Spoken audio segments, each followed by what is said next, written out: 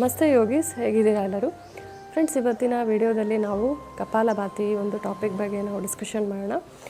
Friends, ಈ ಒಂದು ಕಪಾಲಭಾತಿನ ಹೇಗೆ ಮಾಡಬೇಕು, ಯಾಕೆ ಮಾಡಬೇಕು ಮತ್ತು ಇದರ ಒಂದು ರೈಟ್ ಟೆಕ್ನಿಕ್ ಏನು ಅಂತ ಹೇಳಿ ಇವತ್ತಿನ ಸೆಷನ್ನಲ್ಲಿ ನಾವು ಕಲಿಯೋಣ. ಫ್ರೆಂಡ್ಸ್, ನೀವು ನನ್ನ ವಿಡಿಯೋನ ಮೊದಲನೇ ಬಾರಿ ನೋಡ್ತಾ ಇದ್ದರೆ ದಯವಿಟ್ಟು ಸಬ್ಸ್ಕ್ರೈಬ್ ಮಾಡಿ ಮತ್ತು ಬೆಲ್ ಐಕಾನ್ನ ಪ್ರೆಸ್ ಮಾಡಿ, ಸೊ ದಟ್ ನಿಮಗೆ ನೆಕ್ಸ್ಟ್ ವಿಡಿಯೋದ ನೋಟಿಫಿಕೇಷನ್ ನಿಮಗೆ ದೊರಕುತ್ತೆ. ಫ್ರೆಂಡ್ಸ್, ನಮ್ಮ ದಿನಚರ್ಯದಲ್ಲಿ ನಾವೇನು ಮಾಡ್ತೀವಿ, ಸಾಕಷ್ಟು ಟಾಕ್ಸಿನ್ಸ್ಗಳನ್ನು ನಮ್ಮ ದೇಹದಲ್ಲಿ ಸೇರ್ಕೊಳ್ಳೋ ಹಾಗೆ ಆಗುತ್ತೆ. ಅಂದರೆ ನಮಗೆ ಬೇಡ ಅಂದ್ರೂ ಆ ಟಾಕ್ಸಿನ್ಸ್ಗಳು ಸೇರ್ಕೊಳ್ತವೆ ಮತ್ತು ನಮಗೆ ಒಂದು ರೋಗದ ಉತ್ಪತ್ತಿ ಮಾಡುತ್ತೆ. ಈವನ್ ನಮ್ಮ ಇಮ್ಯುನಿಟಿ ಸಿಸ್ಟಮ್ ಏನಿದೆಯಲ್ಲ ಅದನ್ನು ಕಡಿಮೆ ಮಾಡುತ್ತೆ. ಅಂದರೆ ರೋಗ ನಿರೋಧಕ ಶಕ್ತಿ ಏನಿದೆಯಲ್ಲ ಸೊ ಅದನ್ನು ಕಡಿಮೆ ಮಾಡುತ್ತೆ. ಸೊ ಈ ಒಂದು ಟಾಕ್ಸಿನ್ಸ್ಗಳು ಎಲ್ಲಿರ್ತವೆ, ಎಲ್ಲಿಂದ ನಮ್ಮ ದೇಹದಲ್ಲಿ ಸೇರ್ಕೊಳ್ಳುತ್ತೆ? ಸೊ ಅದು ಫಸ್ಟ್ ಬಂದುಬಿಟ್ಟು ಅದು ಏರ್ ಪೊಲ್ಯೂಷನ್.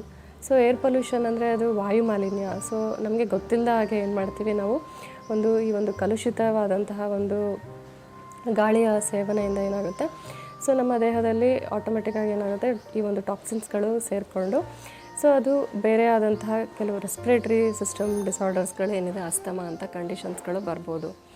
ನೆಕ್ಸ್ಟ್ ಬಂದುಬಿಟ್ಟು ಅದು ನೀರಿನಿಂದ, ಸೊ ವಾಟರ್ ಪೊಲ್ಯೂಷನ್. ಸೊ ನೀರಿನಿಂದ ಕೂಡ ಏನಾಗುತ್ತೆ, ಒಂದು ಟಾಕ್ಸಿನ್ಸ್ಗಳು ನಮ್ಮ ದೇಹದಲ್ಲಿ ಸೇರ್ಕೋಬೋದು. ಈವನ್ ನಾವು ತಿನ್ನುವಂತಹ ಒಂದು ಆಹಾರ ಏನಿದೆಯಲ್ಲ, ಸೊ ಫ್ರೂಟ್ಸ್, ವೆಜಿಟೇಬಲ್ಸ್, ಸೊ ತರಕಾರಿಗಳಲ್ಲಿ, ಹಣ್ಣುಗಳಲ್ಲಿ ಏನು ಕೆಮಿಕಲ್ಸ್ ಹಾಕಿರ್ತಾರೆ, ಪೆಸ್ಟಿಸೈಡ್ಸ್ ಹಾಕಿರ್ತಾರೆ. ಸೊ ಅದು ಕೂಡ ನಮಗೆ ಗೊತ್ತಿಲ್ಲದ ಹಾಗೆ ಏನಾಗುತ್ತೆ, ನಮ್ಮ ದೇಹದಲ್ಲಿ ನಾವು ಸೇರ್ಕೊಳ್ಳೋ ಹಾಗೆ ಆಗಿಬಿಡುತ್ತೆ.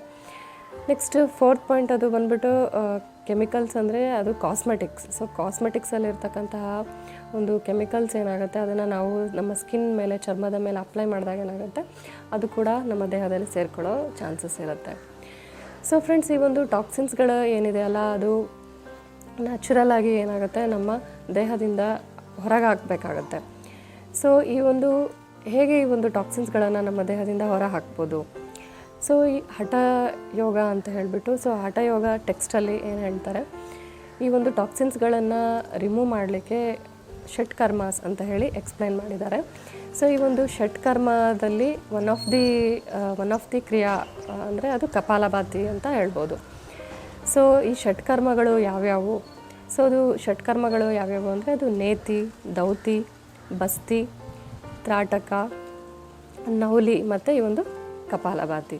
ಸೊ ಈ 6 ಷಟ್ಕರ್ಮಗಳನ್ನು ಏನು ಮಾಡ್ತಾರೆ, ನಮ್ಮ ಹಠಯೋಗ ಟೆಕ್ಸ್ಟಲ್ಲಿ ಏನು ಹೇಳ್ತಾರೆ, ಇದನ್ನು ಯೂಸ್ ಮಾಡ್ಕೊಳ್ಳೋದ್ರಿಂದ ನಮ್ಮ ದೇಹದಿಂದ ಹಲವಾರು ಟಾಕ್ಸಿನ್ಸ್ಗಳನ್ನು ಹೊರ ಹಾಕ್ಬೋದು ಅಂತ ಹೇಳಿದ್ದಾರೆ. ಸೊ ಇವತ್ತಿನ ಸೆಷನ್ನಲ್ಲಿ ನಾವು ಕಪಾಲಭಾತಿನ ಹೇಗೆ ಈ ಒಂದು ಕಪಾಲಭಾತಿ ಕ್ರಿಯೆನ ಪ್ರಾಕ್ಟೀಸ್ ಮಾಡೋದು ಅಂತ ಹೇಳಿ ಕಲಿಯೋಣ. ಫ್ರೆಂಡ್ಸ್, ಈ ಒಂದು ಕಪಾಲಭಾತಿ ಏನಿದೆಯಲ್ಲ ಇದು ಒನ್ ಆಫ್ ದಿ ಷಟ್ಕರ್ಮ ಕ್ರಿಯಾ, ಅಂದರೆ ಯೋಗಿಕ್ ಕ್ಲೆನ್ಸಿಂಗ್ ಟೆಕ್ನಿಕ್ ಅಂತ ಹೇಳ್ಬೋದು. ಕೆಲವರು ಇದನ್ನು ಪ್ರಾಣಾಯಾಮ ಕ್ಯಾಟಗರಿಗೆ ತಗೋತಾರೆ, ಬಟ್ ಇದು ಒನ್ ಆಫ್ ದಿ ಷಟ್ಕರ್ಮ ಕ್ರಿಯಾ ಅಂತ ಹೇಳ್ಬೋದು. ಫ್ರೆಂಡ್ಸ್, ಬನ್ನಿ ಈ ಒಂದು ಕಪಾಲಭಾತಿಯ ಒಂದು ರೈಟ್ ಟೆಕ್ನಿಕ್, ಸರಿಯಾದ ಒಂದು ಟೆಕ್ನಿಕ್ ಇಂದ ಪ್ರಾಕ್ಟೀಸ್ ಮಾಡೋದ್ರಿಂದ ನಮ್ಮ ದೇಹಕ್ಕೆ ಯಾವ ಲಾಭಗಳು ಉಂಟಾಗುತ್ತೆ ಅಂತ ಹೇಳಿ ಈಗ ನೆಕ್ಸ್ಟ್ ಪಾರ್ಟಲ್ಲಿ ಡಿಸ್ಕಷನ್ ಮಾಡೋಣ. ಫ್ರೆಂಡ್ಸ್, ಮೊದಲನೇದಾಗಿ ಬಂದುಬಿಟ್ಟು ನಾವು ಕಪಾಲಭಾತಿನ ಸರಿಯಾಗಿ ಪ್ರಾಕ್ಟೀಸ್ ಮಾಡೋದ್ರಿಂದ ನಮ್ಮ ಲಂಗ್ಸ್ಗಳಲ್ಲಿ ಇರ್ತಕ್ಕಂತಹ ಒಂದು ಟಾಕ್ಸಿನ್ಸ್ಗಳು ಏನಿರುತ್ತೆ ಅದು ಈಸಿಯಾಗಿ ಹೊರಬರುತ್ತೆ ಮತ್ತು ಒಂದು ಆಕ್ಸಿಜನ್ ಲೆವೆಲ್ ಏನಿದೆಯಲ್ಲ ನಮ್ಮ ದೇಹದಲ್ಲಿ ಜಾಸ್ತಿ ಆಗುತ್ತೆ. ಫ್ರೆಂಡ್ಸ್, ಈ ಒಂದು ಆಕ್ಸಿಜನ್ ಲೆವೆಲ್ ಏನಿದೆಯಲ್ಲ ನಮ್ಮ ದೇಹದಲ್ಲಿ ಜಾಸ್ತಿ ಆದಾಗ ಏನಾಗುತ್ತೆ, ಸೊ ಆಟೋಮೆಟಿಕ್ಕಾಗಿ ಒಂದು ಅನಿಮಿಯಾ ಅಂತ ಏನು ಕರೀತಾರೆ, ಸೊ ರಕ್ತಹೀನತೆ ಅಂತ ಏನು ಹೇಳ್ತಾರೆ, ಅದು ಸಾಲ್ವ್ ಆಗುತ್ತೆ. ಸೊ ಆಟೋಮೆಟಿಕ್ಕಾಗಿ ನಮ್ಮ HB% ಏನಿದೆಯಲ್ಲ ಅದು ಕೂಡ ಜಾಸ್ತಿ ಆಗುತ್ತೆ. ಫ್ರೆಂಡ್ಸ್, ಸೆಕೆಂಡ್ ಅಡ್ವಾಂಟೇಜ್ ಬಂದುಬಿಟ್ಟು ಅದು ನಮಗೆ ಏನು ಸೈನಸ್ ಪ್ರಾಬ್ಲಮ್ ಇರುತ್ತೆ, ಇಲ್ಲಿ ಮೂಗು ಕಟ್ಟುತ್ತಲ್ಲ ಫ್ರೆಂಡ್ಸ್, ಸೊ ಅದು ಕೂಡ ಈ ಒಂದು ಪ್ರಾಬ್ಲಮ್ ಏನಿದೆಯಲ್ಲ ಅದು ಈ ಕಪಾಲಭಾತಿಯ ಪ್ರಾಕ್ಟೀಸಿಂದ ಸಾಲ್ವ್ ಆಗುತ್ತೆ. ಫ್ರೆಂಡ್ಸ್, ಥರ್ಡ್ ಪಾಯಿಂಟ್ ಬಂದುಬಿಟ್ಟು ಈ ಒಂದು ಕಪಾಲಭಾತಿ ಅಂತ ಅಂದರೆ, ಸೊ ಕಪಾಲ ಅಂದರೆ ಸ್ಕಲ್, ಭಾತಿ ಅಂದರೆ ಶೈನಿಂಗ್.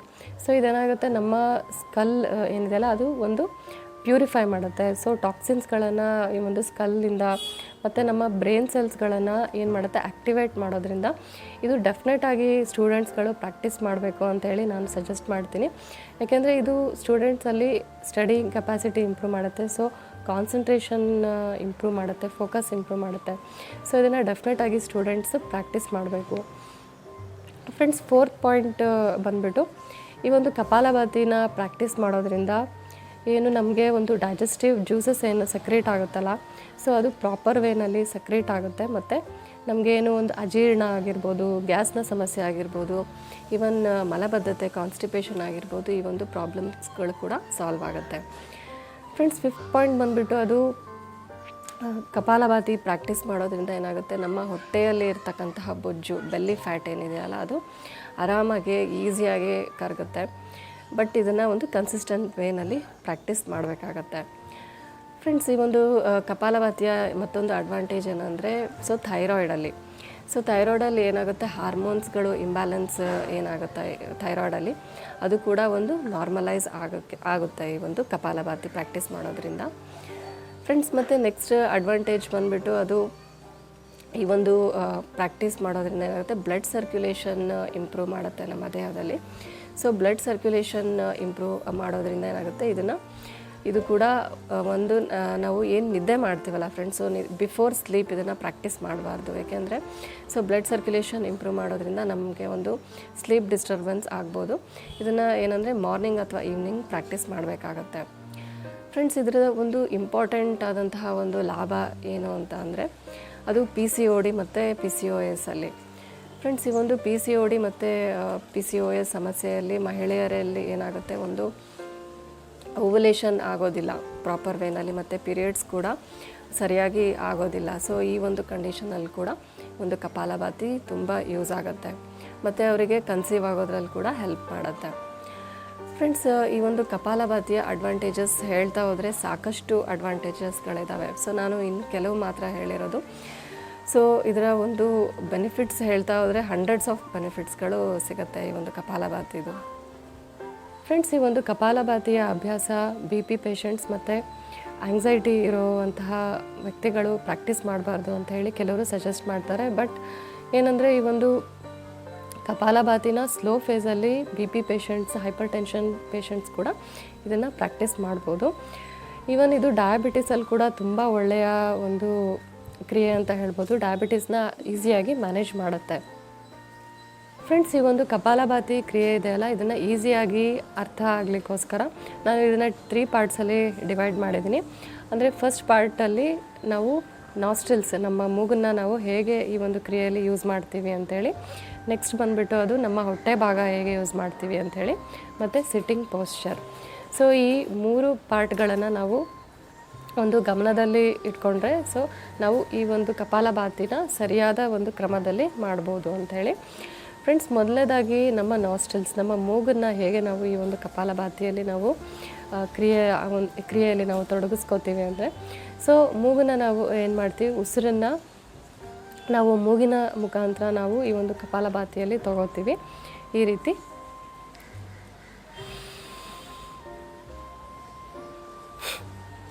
ಸೊ ನಾವು ಮೂಗಿನ ಮುಖಾಂತರ ಏನು ಮಾಡ್ತೀವಿ, ಉಸಿರನ್ನ ಒಳಗೆ ತಗೋತೀವಿ ಮತ್ತು ಉಸಿರನ್ನು ಫೋರ್ಸ್ಫುಲ್ಲಾಗಿ ನಾವು ಹೊರ ಹಾಕ್ತೀವಿ. ಸೊ ಎಕ್ಸಾಂಪಲ್ ತೊಗೊಂಡ್ರೆ, ಈಗ ನಾವು ಒಂದು ಮುಂಬತ್ತಿ ಏನು ಕ್ಯಾಂಡಲ್ ಏನಿದೆಯಲ್ಲ, ಸೊ ನಾವು ಕ್ಯಾಂಡಲ್ನ ನಾವು ಯಾವ ರೀತಿ ಊಪ್ತೀವಲ್ಲ ಫ್ರೆಂಡ್ಸ್, ಈ ರೀತಿ ಒಂದು ಕ್ಯಾಂಡಲ್ ಇದೆ ಅಂತ ಭಾವಿಸ್ರಿ. ಸೊ ಇದನ್ನು ನಾವು ಯಾವ ರೀತಿ ಊಪ್ತೀವಿ, ಈ ರೀತಿ ಅಂಥೇಳಿ ನಾವು ಯಾವ ರೀತಿ ಊಪ್ತೀವಲ್ಲ, ಫೋರ್ಸ್ಫುಲ್ಲಾಗಿ ನಾವು ಎಕ್ಸೈಲ್ ಮಾಡ್ತೀವಲ್ಲ. ಸೊ ಈ ಒಂದು ಕ್ರಿಯೆ ಏನಿದೆಯಲ್ಲ ಅದನ್ನು ನಾವು ಮೂಗಲ್ಲಿ ಮಾಡ್ತೀವಿ ಈ ರೀತಿ. ಸೊ ಈ ರೀತಿ ಸೊ ನಾವೇನು ಮಾಡ್ತೀವಿ, ನಮ್ಮ ಮೂಗಿನ ಮುಖಾಂತರನೇ ನಾವು ಈ ಒಂದು ಕ್ರಿಯೆಯಲ್ಲಿ ಉಸಿರನ್ನ ಒಳಗೆ ತೊಗೊತೀವಿ ಮತ್ತು ಉಸಿರನ್ನ ಹೊರ ಬಿಡ್ತೀವಿ. ಸೊ ಉಸಿರನ್ನ ಹೊರ ಬಿಡುವಾಗ ಏನು ಮಾಡ್ತೀವಿ, ನಾವು ಫೋರ್ಸ್ಫುಲ್ಲಾಗಿ ಉಸಿರನ್ನ ಹೊರ ಹಾಕ್ತೀವಿ. ಸೊ ಇದು ನಾವು ಹೇಗೆ ನಾವು ನಮ್ಮ ಮೂಗನ್ನ ನಾವು ಈ ಒಂದು ಕ್ರಿಯೆಯಲ್ಲಿ ತೊಡಗಿಸ್ಕೋತೀವಿ ಅಂಥೇಳಿ. ಸೊ ನೆಕ್ಸ್ಟ್ ಬಂದುಬಿಟ್ಟು ಅದು ಹೇಗೆ ನಮ್ಮ ಹೊಟ್ಟೆನ ನಾವು ಯೂಸ್ ಮಾಡ್ತೀವಿ ಒಂದು ಕಪಾಲಭಾತಿಯಲ್ಲಿ ಅಂತಂದರೆ, ನಾವು ಯಾವಾಗ ಫೋರ್ಸ್ಫುಲ್ಲಾಗಿ ಎಕ್ಸೇಲ್ ಮಾಡ್ತೀವಿ, ಉಸಿರನ್ನ ನಾವು ಹೊರ ಹಾಕ್ತೀವಲ್ಲ ಫ್ರೆಂಡ್ಸ್, ಸೊ ಈ ರೀತಿ. ಸೊ ಈ ರೀತಿ ನಾವು ಉಸಿರನ್ನ ಯಾವಾಗ ಫೋರ್ಸ್ಫುಲ್ಲಾಗಿ ಎಕ್ಸೇಲ್ ಮಾಡ್ತೀವಿ, ಸೊ ಆವಾಗ ಏನಾಗುತ್ತೆ, ಆಟೋಮೆಟಿಕ್ಕಾಗಿ ನಮ್ಮ ಹೊಟ್ಟೆಯ ಒಂದು ಮಸಲ್ಸ್ಗಳು ಏನಿದೆಯಲ್ಲ ಅದು ಒಳಗೆ ಹೋಗಬೇಕು. ಸೊ ಯಾವ ರೀತಿ ನಾವು ಒಂದು ಬಲೂನ್ನ ನಾವು ಊಪ್ತೀವಲ್ಲ, ಸೊ ಬಲೂನ್ನ ನಾವು ಅದರಲ್ಲಿ ಗಾಳಿನ ಫಿಲ್ ಮಾಡಿದಾಗ ಏನಾಗುತ್ತೆ, ಅದು ಹೇಗೆ ಊದ್ಕೊಳ್ಳುತ್ತಲ್ಲ ಫ್ರೆಂಡ್ಸ್, ಆ ರೀತಿ ನಮ್ಮ ಹೊಟ್ಟೆ ಏನಾಗುತ್ತೆ, ಉಸಿರನ್ನ ಒಳಗೆ ತೊಗೊಂಡಾಗ ಆ ರೀತಿ ಉಬ್ಬಬೇಕು. ಮತ್ತು ಉಸಿರನ್ನ ಹೊರ ಹಾಕಿದಾಗ ಬಲೂನ್ ಯಾವ ರೀತಿ ಸ್ಕ್ವೀಸ್ ಆಗುತ್ತಲ್ಲ ಆ ರೀತಿ ಏನಾಗುತ್ತೆ ನಮ್ಮ ಹೊಟ್ಟೆ ಕೂಡ ಒಳಗೆ ಪುಷ್ ಮಾಡಬೇಕಾಗತ್ತೆ. ನಮ್ಮ ಅಬ್ಡಾಮನ್ ಮಸಲ್ಸ್ ಏನಿದೆಯಲ್ಲ ಅದನ್ನು ಒಳ ಹಾಕಬೇಕಾಗತ್ತೆ, ಪುಷ್ ಮಾಡಬೇಕಾಗತ್ತೆ. ಸೊ ಆ ರೀತಿ ಏನಾಗುತ್ತೆ, ಈ ಒಂದು ಅಬ್ಡಾಮನ್ನ ನಾವು ಯೂಸ್ ಮಾಡ್ಕೋತೀವಿ, ನಮ್ಮ ಹೊಟ್ಟೆನ ಈ ಒಂದು ಕ್ರಿಯೆಯಲ್ಲಿ ಅಳವಡಿಸ್ಕೋತೀವಿ. ಸೊ ಥರ್ಡ್ ಪಾಯಿಂಟ್ ಬಂದುಬಿಟ್ಟು ಅದು ಸಿಟ್ಟಿಂಗ್ ಪೋಸ್ಚರ್. ಸೊ ಯಾವ ರೀತಿ ಕೂತ್ಕೋಬೇಕು ಈ ಒಂದು ಕಪಾಲಭಾತಿ ಪ್ರಾಕ್ಟೀಸ್ ಮಾಡುವಾಗ. ಸೊ ನಾನೀಗ ಒಂದು ರಾಂಗ್ ಟೆಕ್ನಿಕ್ನ ನಾನು ತೋರಿಸ್ತೀನಿ. ಸೊ ಮೊದಲನೇದಾಗಿ ಬಂದುಬಿಟ್ಟು ಈ ರೀತಿ ಕೂತ್ಕೊಳ್ಳೋದು. ಸೊ ಯಾವ ಕಾರಣಕ್ಕೂ ಏನು ಮಾಡಬೇಕು, ನಮ್ಮ ಸ್ಪೈನ್ ಏನಿದೆಯಲ್ಲ, ನಮ್ಮ ಬ್ಯಾಕ್ ಸೈಡ್, ಸೊ ಅದು ಯಾವಾಗಲೂ ಈ ರೀತಿ ಬೆಂಡ್ ಆಗಿರಬಾರ್ದು. ಸೊ ಯಾವಾಗಲೂ ನಾವು ಈ ರೀತಿ ಸ್ಟ್ರೈಟಾಗಿ ಕೂತ್ಕೋಬೇಕಾಗತ್ತೆ. ಸೊ ಇದು ಒಂದು ರೈಟ್ ಟೆಕ್ನಿಕ್. ಸೊ ನಾವು ಯಾವಾಗ ಈ ಒಂದು ರೈಟ್ ಟೆಕ್ನಿಕಲ್ಲಿ ನಾವು ರೈಟ್ ಪೋಸ್ಚರಲ್ಲಿ ಕೂತ್ಕೋತೀವಲ್ಲ ಫ್ರೆಂಡ್ಸ್, ಆವಾಗ ಏನಾಗುತ್ತೆ, ಆಕ್ಸಿಜನ್ ಏನಾಗುತ್ತೆ ಚೆನ್ನಾಗಿ ಸಪ್ಲೈ ಆಗುತ್ತೆ. ನಮ್ಮ ಕರೆಕ್ಟ್ ಪೋಸ್ಚರಲ್ಲಿ ಇದ್ದಾಗ ನಮ್ಮ ಲಂಗ್ಸ್ ಕೆಪಾಸಿಟಿ ಅದು ಓಪನ್ ಅಪ್ ಆಗೋದ್ರಿಂದ ಏನಾಗುತ್ತೆ, ಗಾಳಿ ಏನಾಗುತ್ತಲ್ಲ ಅದು ಚೆನ್ನಾಗಿ ನಮ್ಮ ದೇಹದಲ್ಲಿ ಸೇರಿಕೊಳ್ಳುತ್ತೆ ಮತ್ತು ಅದರ ಒಂದು ಕೆಪಾಸಿಟಿ ಇನ್ಕ್ರೀಸ್ ಆಗುತ್ತೆ. ಫ್ರೆಂಡ್ಸ್, ಬನ್ನಿ ಇವಾಗ ಈ ಒಂದು ಕಪಾಲಭಾತಿ ಕ್ರಿಯೆಯ ಒಂದು ಅಭ್ಯಾಸ ಮಾಡೋಣ. ಫ್ರೆಂಡ್ಸ್, ಮೊದಲನೇದಾಗಿ ಯಾವ ಒಂದು ಪೊಸಿಷನಲ್ಲಿ ನಾವು ಕೂತ್ಕೋಬೇಕು. ಸೊ ಈ ರೀತಿ ನಾನು ಇವಾಗ ಸುಖಾಸನ ಪೊಸಿಷನ್, ಈ ಒಂದು ಪೊಸಿಷನಲ್ಲಿ ಕೂತ್ಕೊಂಡಿದ್ದೀನಿ. ಸೊ ಬ್ಯಾಕ್ ಸ್ಟ್ರೈಟ್ ಇರಬೇಕಾಗತ್ತೆ. ಸೊ ಚಿನ್ ಸ್ಟ್ರೈಟ್ ಇರಬೇಕು. ಸೊ ಈ ರೀತಿ ನಾವು ಯಾವುದಾದ್ರೂ ನಮಗೆ ಇಷ್ಟ ಆಗಿರತಕ್ಕಂಥ ಮುದ್ರಾ, ಇವತ್ತು ನಾನು ಜ್ಞಾನ ಮುದ್ರಾ ಹಾಕ್ತಾಯಿದ್ದೀನಿ. ಸೊ ಈ ರೀತಿ ಜ್ಞಾನ ಮುದ್ರಾ. ಸೊ ನಮ್ಮ ಈ ರೀತಿ ನೀ ಜಾಯಿಂಟ್ ಮೇಲೆ ಈ ರೀತಿ ಪ್ಲೇಸ್ ಮಾಡಿದ್ದೀನಿ. ಸೊ ಐಸ್ ಕ್ಲೋಸ್ಡ್, ಕಣ್ಗಳನ್ನು ಮುಚ್ಚಿ ಬ್ಯಾಕ್ ಸ್ಟ್ರೈಟ್ ಇಡಿ. ಈಗ ನಾನು ಏನು ಮಾಡ್ತೀನಿ, ಮೂಗಿನ ಮುಖಾಂತರ ಉಸಿರು ತಗೋತೀನಿ.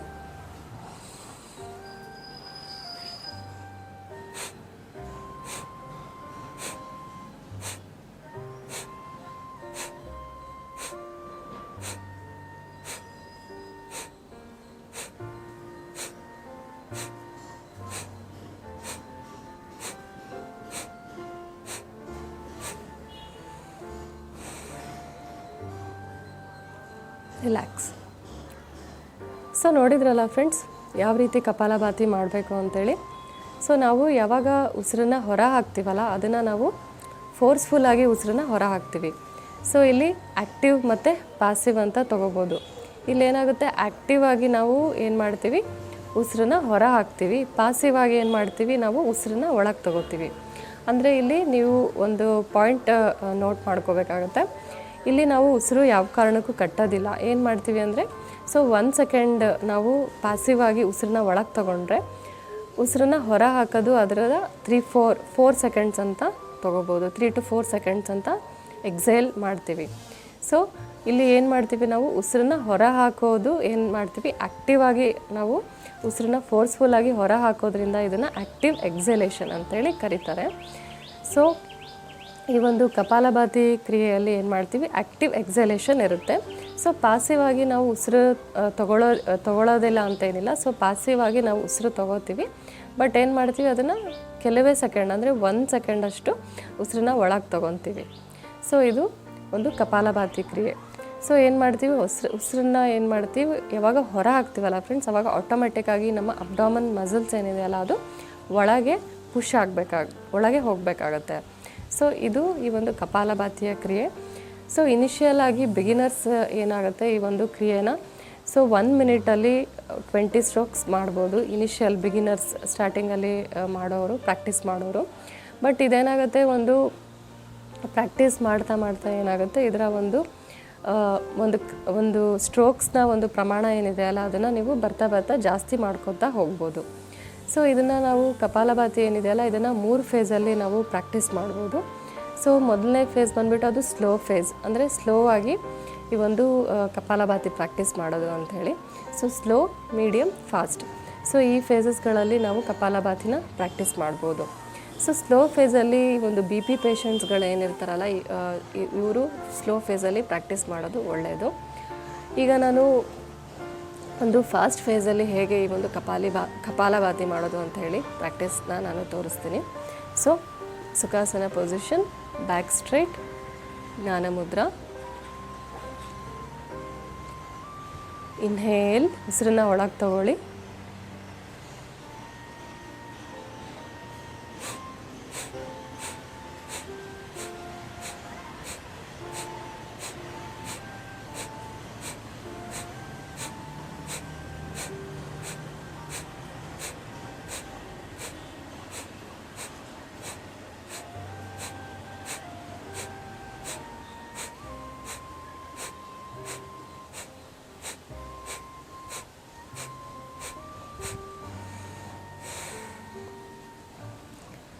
ಸೊ ಲಾಸ್ಟಲ್ಲಿ ಡೀಪಾಗಿ ಎಕ್ಸೇಲ್ ಮಾಡ್ತಾ ಏನು ಮಾಡಬೇಕು, ನಾವು ಕ್ರಿಯೆಯಿಂದ ಹೊರಗೆ ಬರಬೇಕು.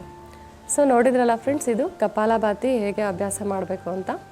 ಸೊ ಇದರ ಒಂದು ಅಡ್ವಾಂಟೇಜಸ್ ಏನಿದೆ, ಲಾಭಗಳು ಏನಿದೆ ಅಲ್ಲ ಫ್ರೆಂಡ್ಸ್, ಇದನ್ನು ಒಂದು ರೈಟ್ ಟೆಕ್ನಿಕ್ ಮಾಡೋದ್ರಿಂದ ಅಷ್ಟೇ ಉಂಟಾಗುತ್ತೆ. ಅಥವಾ ಏನಾಗುತ್ತೆ, ಇದನ್ನು ರೈಟ್ ಟೆಕ್ನಿಕಲ್ಲಿ ಮಾಡದೇ ಇದ್ದಾಗ ಏನಾಗುತ್ತೆ, ಇದರ ಆಪೋಸಿಟ್ ಎಫೆಕ್ಟ್ ಆಗಿಬಿಡುತ್ತೆ. ಸೊ ಇದನ್ನು ನೀವು ಕೂಡ ಮನೆಯಲ್ಲಿ ಒಂದು ಕನ್ಸಿಸ್ಟೆಂಟ್ ವೇನಲ್ಲಿ ರೈಟ್ ಟೆಕ್ನಿಕಲ್ಲಿ ಸೊ ದಿನ ಪ್ರಾಕ್ಟೀಸ್ ಮಾಡಿ ಈ ಒಂದು ಕ್ರಿಯೆ.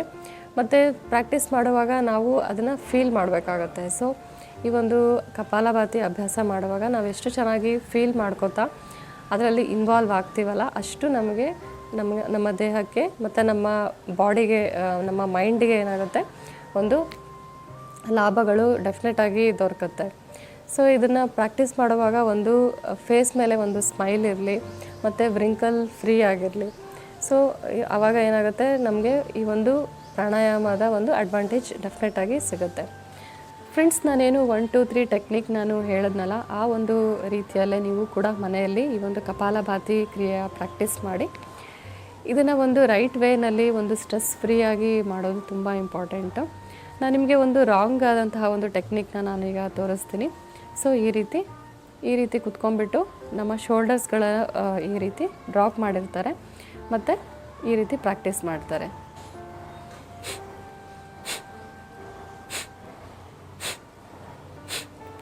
ಸೊ ಇದು ಒಂದು ರಾಂಗ್ ಟೆಕ್ನಿಕ್ ಫ್ರೆಂಡ್ಸ್ ಇದು. ಸೊ ಇದು ಈ ರೀತಿ ಪ್ರಾಕ್ಟೀಸ್ ಮಾಡೋದ್ರಿಂದ ಯಾವ ರೀತಿಯಾದಂತಹ ಲಾಭಗಳು ನಮಗೆ ನಮ್ಮ ದೇಹಕ್ಕೆ ಉಂಟಾಗಲ್ಲ. ಸೊ ನಾನು ಏನು ಒಂದು ರೈಟ್ ಟೆಕ್ನಿಕ್ ಹೇಳಿದ್ನಲ್ಲ, ಸೊ 1 2 3 ಟೆಕ್ನಿಕ್, ಇದನ್ನು ಇನ್ವಾಲ್ವ್ ಮಾಡಿಕೊಂಡು ನೀವು ಕೂಡ ಮನೆಯಲ್ಲಿ ಪ್ರಾಕ್ಟೀಸ್ ಮಾಡಿ. ಸೊ ಆವಾಗ ನಿಮಗೆ ಡೆಫಿನೆಟಾಗಿ ನಿಮಗೆ ಈ ಒಂದು ಕಪಾಲಭಾತಿಯ ಕ್ರಿಯೆಯ ಒಂದು ಯೂಸ್ ಆಗುತ್ತೆ. ಫ್ರೆಂಡ್ಸ್, ಬನ್ನಿ ಈಗ ನೆಕ್ಸ್ಟ್ ಪಾಯಿಂಟ್ ಬಂದುಬಿಟ್ಟು, ಅದು ಈ ಒಂದು ಕಪಾಲಭಾತಿನ ಯಾರ್ಯಾರು ಪ್ರಾಕ್ಟೀಸ್ ಮಾಡಬಾರ್ದು ಅಂತ ಹೇಳಿ.